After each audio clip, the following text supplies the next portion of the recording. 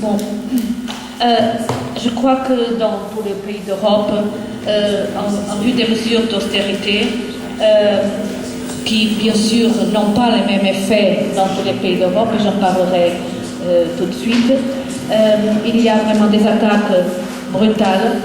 L'austérité s'en prend bien sûr à la protection sociale et à l'idée d'une protection sociale universelle. Je vais parler plus sur la santé que sur la protection sociale, mais je voudrais dire que les politiques à l'échelle européenne, mais aussi au niveau national, font que la sécurité sociale soit qu'il y ait des tentatives de privatiser la sécurité sociale dans certains pays, et puis dans d'autres pays aussi, la tentative d'écarteler la sécurité sociale et d'en faire des différents systèmes pour différents groupes de travailleurs et travailleuses. Je crois que les attaques des politiques d'austérité ne sont pas aujourd'hui, mais bien sûr, les dernières années, l'offensive d'austérité à l'échelle européenne et à l'échelle nationale ont été beaucoup plus brutales.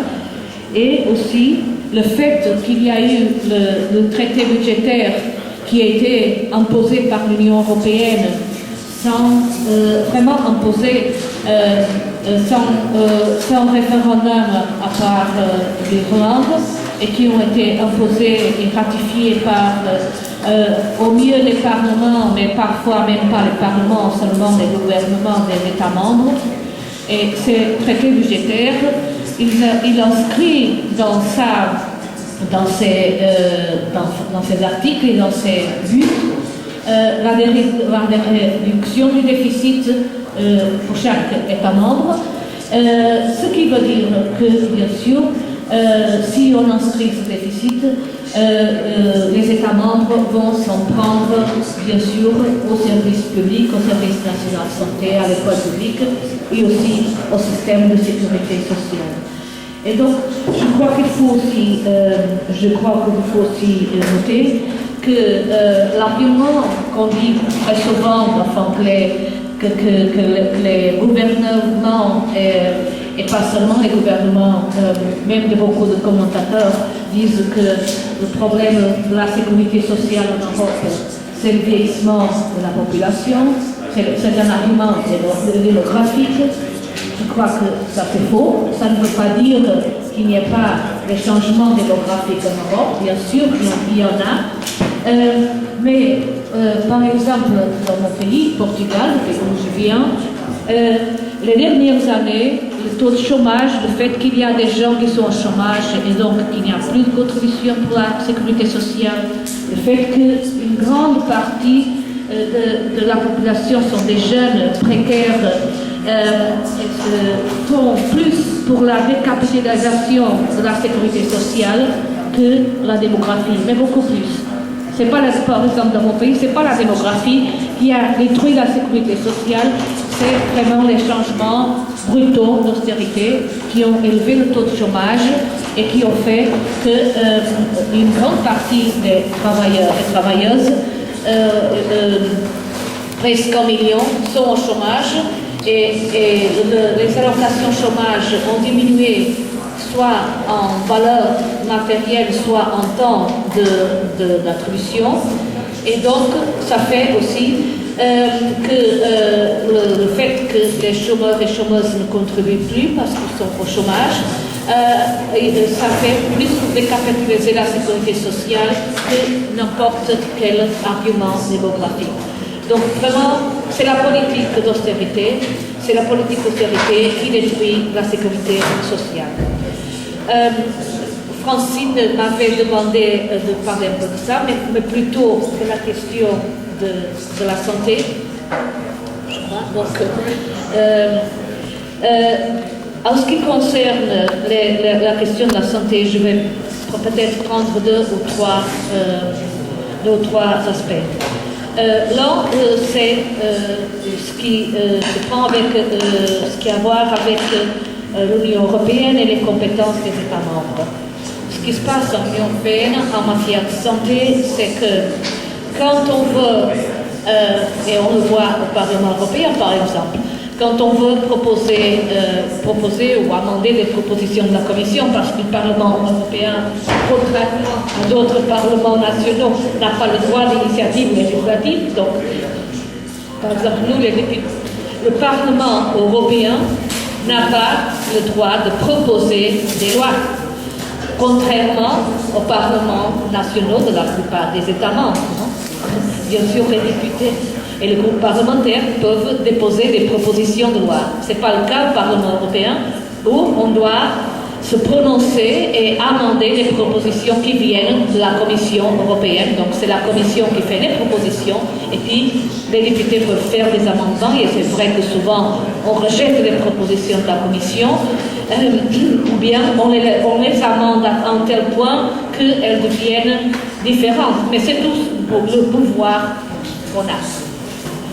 Bon, mais je voudrais vous expliquer ça aussi parce que c'est important que vous sachiez qu'on n'a pas la possibilité de proposer des lois.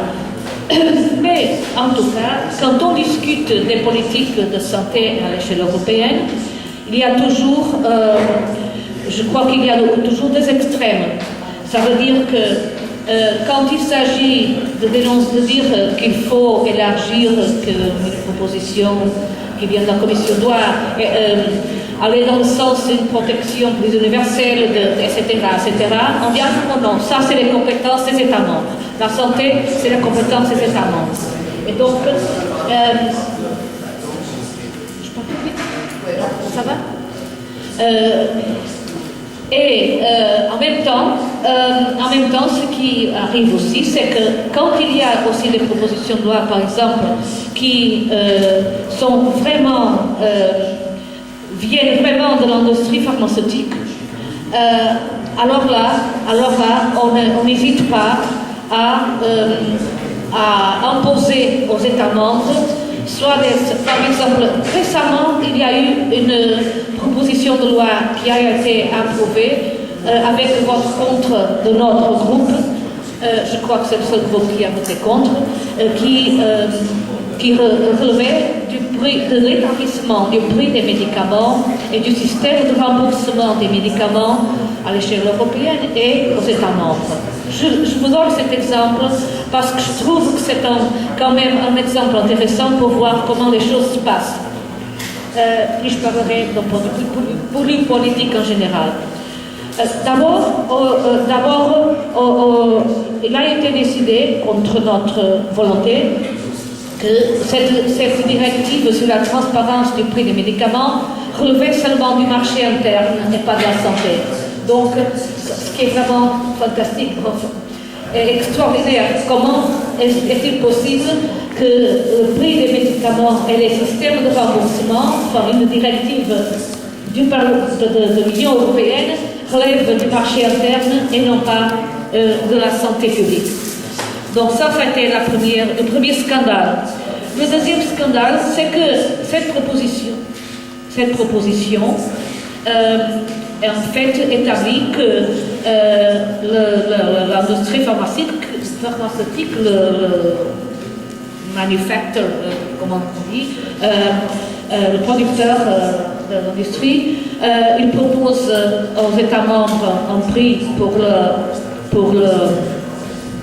les médicaments, et les États membres ont un certain délai pour répondre et pour réagir et pour établir le prix des médicaments. Bon, et si ces délais ne sont pas accomplis par les États membres, l'entreprise pharmaceutique en question a le droit d'imposer le prix des médicaments aux États membres.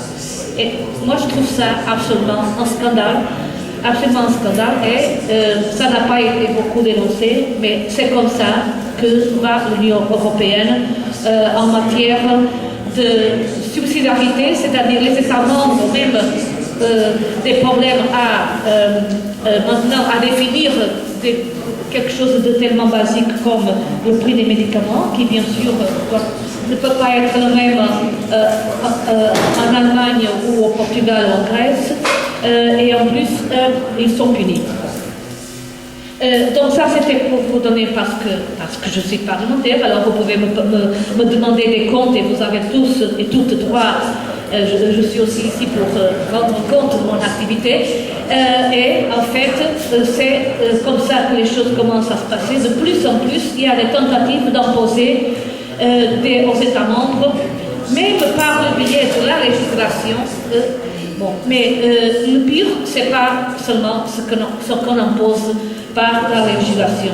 Le pire, c'est vraiment ce dont parlait Francine, c'est ce qui se passe avec l'imposition de l'austérité, des politiques d'austérité de l'Union européenne, et en particulier les dernières années, avec les troïkas et les bail-out de Grèce, du Portugal, etc., comme vous le savez.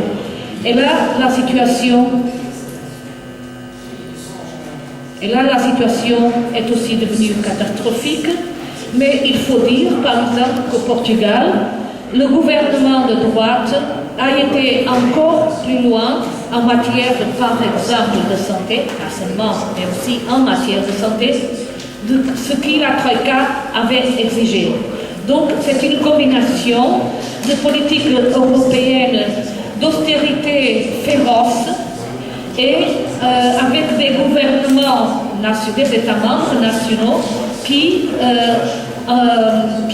non seulement les soutiennent, mais parfois vont encore plus loin que ce que les chefs leur ont ordonné. Alors je vais vous parler un peu du Portugal et de la situation de santé. Je voudrais seulement dire, avant de parler du Portugal, un tout petit mot sur la Grèce. Parce que la Grèce a un système très compliqué de protection sociale et aussi de système de santé et d'assurance, etc. Assurance maladie, donc je ne vais pas entrer dans ces détails.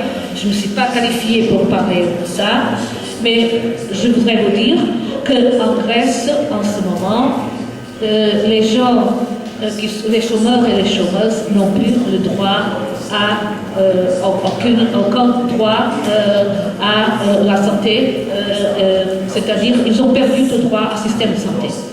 Alors vous pouvez vous imaginer ce que ça fait en tant que c'est une vraie catastrophe et c'est une vraie crise humanitaire quand les gens qui sont au chômage n'ont plus le droit, perdent en même temps le droit au système de santé. Ce qui est absolument catastrophique. Je voudrais vous dire aussi que dans l'État espagnol, les immigrants ont perdu, le gouvernement de droite a essayé de passer des lois pour que les immigrants n'aient plus le droit à la santé. Mais il y a eu des mobilisations très fortes et très importantes, non seulement des immigrés, mais aussi des médecins et du personnel de santé, des travailleurs de la santé, de plusieurs centres de santé, refusant, désobéissant à la loi du Parti populaire, en disant « nous, on ne va pas rayer les immigrés de notre liste de malades, pas du tout. » Alors, ils ont vraiment désobéi et refusé, et ils ont dit que ça, ils ne le feraient pas. Donc, c'était une lutte combinée de la population, des immigrés, mais aussi des professionnels de santé, pour refuser que cette attaque brutale aux immigrés. Et je crois que ça, c'est aussi important, parce que il faut qu'à ces mesures brutales, il y ait aussi des réponses, et je crois que dans ce cas-là, dans l'État espagnol, les professionnels de santé et la population ont vraiment fait des mobilisations très très importantes, non seulement en défense du système de santé, mais dans un système de santé universel et qui s'applique bien sûr à tous ceux et celles qui habitent en l'État espagnol et qui refusaient que les immigrés soient exclus de ce système-là. En ce qui concerne le Portugal, comme vous savez, je crois, on avait vécu une dictature fasciste de 48 ans. En 1974, on a renversé la dictature. Les années suivantes ont été des années très très importantes du point de vue des acquis sociaux, des conquêtes sociales, politiques, civiques, etc., des hommes et des femmes. Parce que si c'est énormément de choses ont changé pour les femmes. Elles ont été dans la lutte et il y a énormément de choses qui ont changé.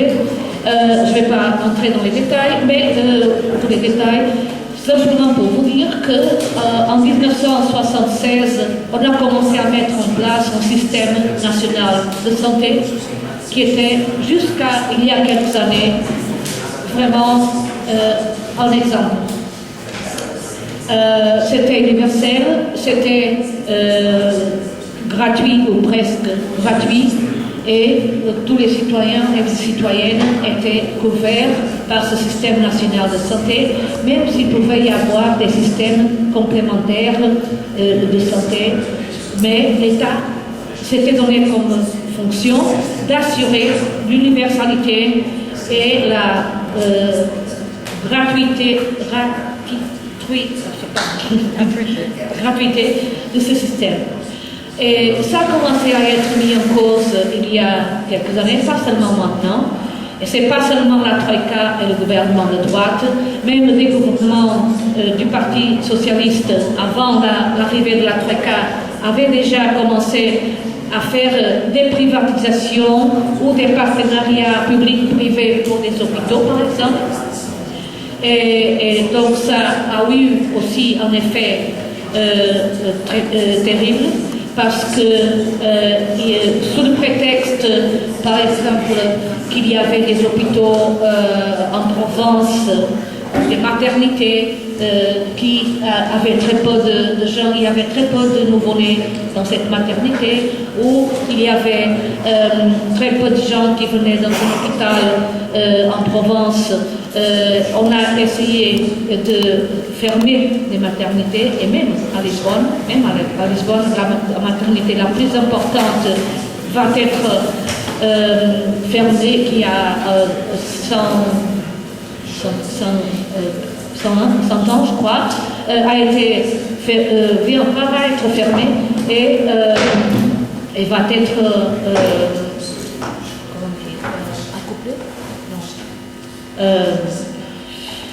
va être absorbée par un hôpital plus grand dans la périphérie de Lisbonne.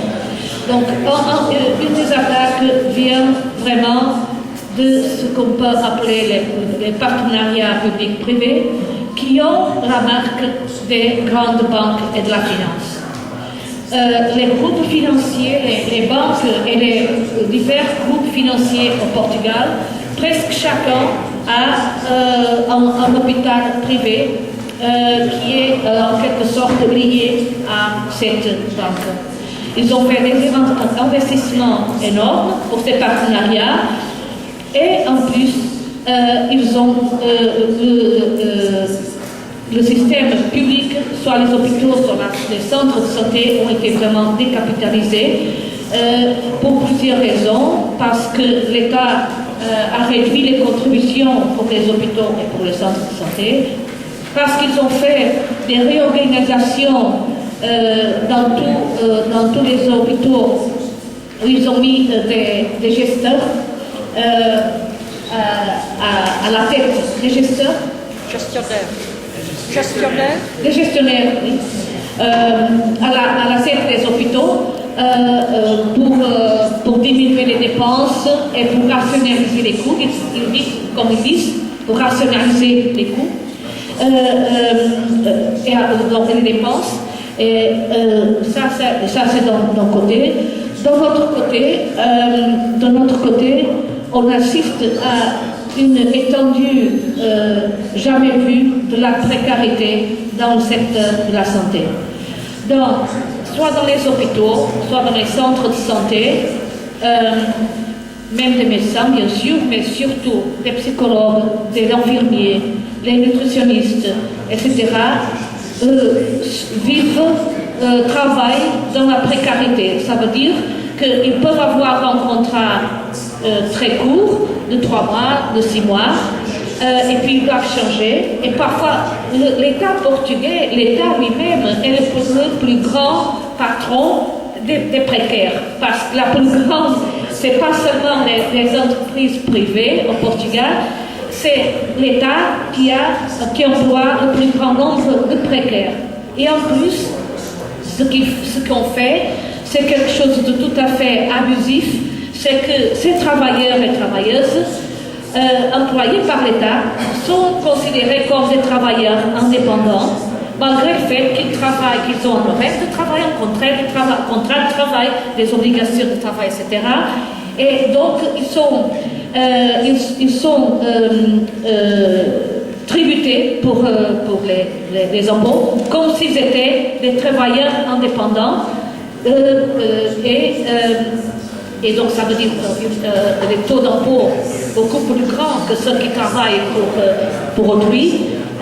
Et alors qu'ils font un travail permanent, ils sont vraiment des précaires et des précaires pour la vie, non? Il y a énormément, en ce moment, d'infirmiers et infirmières qui sortent du pays, qui émigrent, parce que soit ils n'ont pas de travail, soit le travail est vraiment très, très, très mal payé, et ça au niveau de l'État. Je ne parle même pas du privé, je parle de ce que l'État fait. Bon, il y a aussi bien sûr des changements. Pardon? Maybe you can ask the installation. Peut-être on pourrait demander si l'installation est finie pour les traductions, parce que c'est difficile. Je finis. Oui, je conclue, puis on pourrait revenir pour le débat. Donc, comme je vous ai dit, il y a vraiment, pour vous donner une idée, bien sûr, on a l'excuse de la dette pour tout et pour rien. Alors, le fait qu'il faut payer la dette, c'est toujours l'excuse du gouvernement pour réduire les coûts des salaires et pour réduire la partie du budget pour les services publics, et maintenant, enfin, je parle plutôt du service national de santé, qui a été vraiment défiguré. Enfin, quelqu'un qui revenait des années 80 ou quoi, rentrer au Portugal sans savoir ce qui se passait, n'aurait pas reconnu le pays, un pays qui avait quelques-uns des meilleurs indicateurs de santé infantile, maternelle, etc. de l'Europe, et qui maintenant recommence à avoir des taux de mortalité infantile, etc., qu'on n'en avait pas connu depuis plus de 30 ans. Donc c'est vraiment en arrière. Et seulement, ce qui fait encore deux mots, l'un c'est ce qui se passe avec la question de la dette. Pour vous donner une idée de ça, bien sûr, nous, pour l'Europe, on veut rompre avec ce mémorandum avec la Troïka parce qu'il n'y aura pas de politique publique, il n'y aura pas d'emploi, il n'y aura pas de croissance si les politiques de la Troïka continuent à être mises en place. Je finis tout de suite. Et pour vous donner un chiffre, ce que cette année le Portugal va payer comme intérêt de la dette, pas comme capital de la dette, pas seulement comme intérêt, et seulement pour cette année-ci, c'est l'équivalent de tout le budget pour la santé du Portugal. Alors, ça peut vous donner une idée, c'est les intérêts payés au FMI et aux créanciers internationaux, et à la Banque Centrale Européenne, etc., les intérêts que le Portugal va payer en 2013, les intérêts seulement, sans sans réduire les intérêts, sont l'équivalent de tout le budget du système national de santé portugais. Alors, il n'y aura pas d'avenir sans rompre avec cette politique néolibérale et il faut le faire le plus tôt possible avant que ce ne soit une catastrophe.